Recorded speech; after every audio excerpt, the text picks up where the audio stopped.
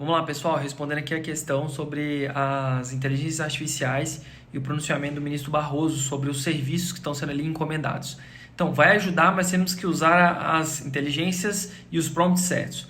Claro, isso é questão de segurança, né? Sobretudo quando você tem ali elementos que vão ser utilizados para formular sentenças, fazer análises, né, das peças que estão sendo apresentadas. Isso daqui confirma mais uma vez que quanto mais se usa uma inteligência artificial, mais devemos aprimorar a forma que vamos peticionar para que essas inteligências dialoguem com aquelas petições, para que esses termos chaves eles sejam apreciados, mas obviamente que isso tenha a devida segurança.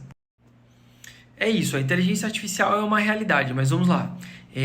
Embora a gente fale que a justiça amorosa nada mais é do que uma injustiça institucionalizada, claro, não é ipsiliteris, mas é a ideia de Rui Barbosa quando a gente fala da questão da demora na resposta, né, na devida prestação jurisdicional. Mas veja, não necessariamente velocidade quer dizer qualidade. Então temos que ficar muito atento a isso, como que vai ser dada essa prestação jurisdicional para que não se torne ali um serviço automatizado, exclusivamente robótico, sem que tenha ali a empatia que necessariamente o direito tem que ter para a distinção dos casos. Lembra, o direito ele não pode ser uma coisa engessada, ele evolui conforme a sociedade, conforme a demanda e as necessidades. Então, essa daqui já é uma posição interessante.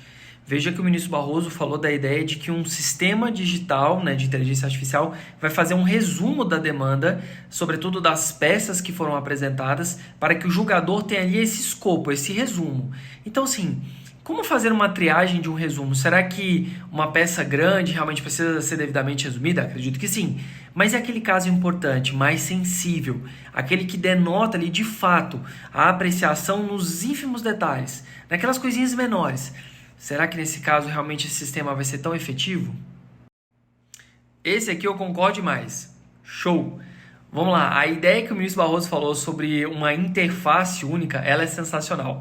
Quer dizer, ainda que cada estado, cada tribunal tenha ali uma forma individual, uma interface única para que facilite a atuação da advocacia como um todo, ela é muito interessante. Particularmente, eu vejo que há uma grande dificuldade, porque cada estado tem uma forma, um meio, um sistema, e por vezes isso dificulta bastante o nosso trabalho, porque cada um tem a sua peculiaridade, sua particularidade. Então, tu precisa juntar a custa, mas ali tu não consegue expedir, e depois que peticiona tem que pedir, é uma loucura. Então, tem alguns estados que fazem isso. Outros não já disponibilizam, uns você consegue consultar de forma mais fácil o expediente, os acessos. Então, essa ideia realmente ela show de bola.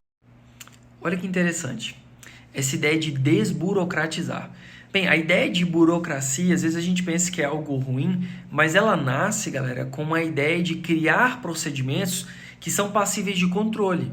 Então, a partir do momento que você tem uma ferramenta que venha fazer um resumo, até que ponto é possível verificar esse controle ou não? Então, a gente não pode confundir conceitos de burocracia, desburocratizar, porque às vezes a gente pensa em burocracia como uma questão lenta, e não necessariamente é isso. É uma forma de controle dos atos praticados por agentes estatais, então nem sempre é algo ruim.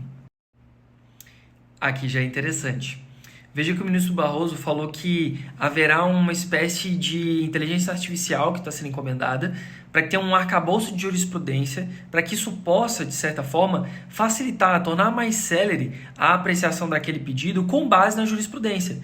E é super interessante isso, justamente porque a jurisprudência ela tem que auxiliar, veja, é uma forma auxiliar para que o magistrado possa, de fato, ali exprimir o seu convencimento. Não quer dizer que vai traçar, obviamente, o resultado. Claro, se for uma questão vinculante, ou uma questão de incidente de demanda repetitiva, aí por suposto, né, por uma questão de respeito à hierarquia judicial. Mas ainda assim, existem técnicas de distinção, de overruling, overrating, que é justamente a superação daquele entendimento. Mas claro, essa ideia de um arcabouço de jurisprudência, a disponibilização para os advogados, show de bola. Exato, sem dúvida. Então, a inteligência artificial ela precisa de uma programação, né, justamente para que ela possa conduzir aqueles resultados. E o interessante é que algumas delas conseguem, inclusive, se adaptar. Então, a partir do momento que elas são adaptadas, né, elas são sobrecarregadas de informações, para resolver determinado problema, ela passa a dar, uma forma até mais intuitiva, uma resposta, um respaldo. Mas, claro, é um sistema de constante evolução. Então, a inteligência artificial ela não pode ser negada porque é uma realidade. Então, nós temos que aprender a trabalhar com elas, sobretudo para que se tenha um trabalho efetivo, né? Então, utilizar formas mais específicas para atingir o resultado. Palavras-chave, traçar ali estratégia para chamar a atenção para aquilo que vai ser resumido e apresentado. Então, saber trabalhar com as inteligências artificiais é a chave. Ô meu caro, obrigado pela consideração. Então, vamos lá. Primeiro ponto, acho que um sistema que guarda jurisprudência e é capaz de dialogar de uma forma unificada a nível de trazer segurança jurídica, excelente. Uma forma de busca dessas hipóteses, dessa documentação, para ter uma cognição mais célere do magistrado, incrível.